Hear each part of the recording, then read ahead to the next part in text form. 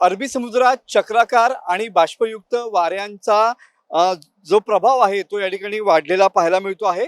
सध्या आपण अरबी समुद्र किनारपट्टी भागामध्ये आहोत आणि तुम्ही बघू शकता की या ठिकाणी सध्या बाष्पयुक्त वारे आणि चक्राकार वाऱ्यांची जी परिस्थिती आहे त्यामुळे सध्या किनारपट्टी भागात या ठिकाणी वेगवान वारे वाहताना पाहायला मिळत आहेत।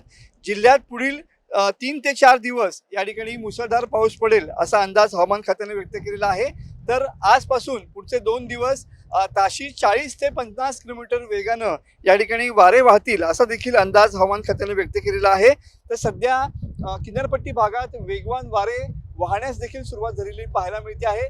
ज्या पद्धतीनं सध्या चक्राकार वारे अरबी समुद्र किनारपट्टी भागात या ठिकाणी सक्रिय झालेले पाहायला मिळत आहेत आणि त्याचमुळे सध्या किनारपट्टी भागामध्ये या ठिकाणी वाऱ्याचा वेग देखील वाढलेला पाहायला मिळतो आहे।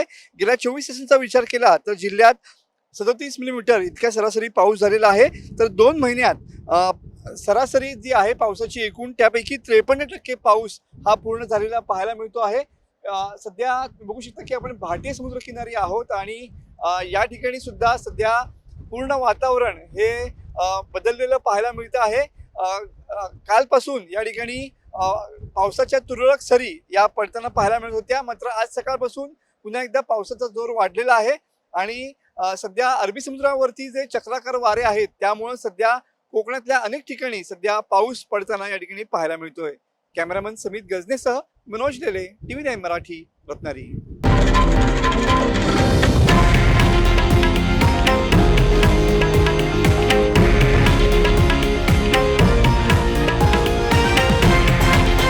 हे आहे देशातील नंबर 1 न्यूज नेटवर्क आणि आपण पाहत आहात TV9 मराठी, एकमेव।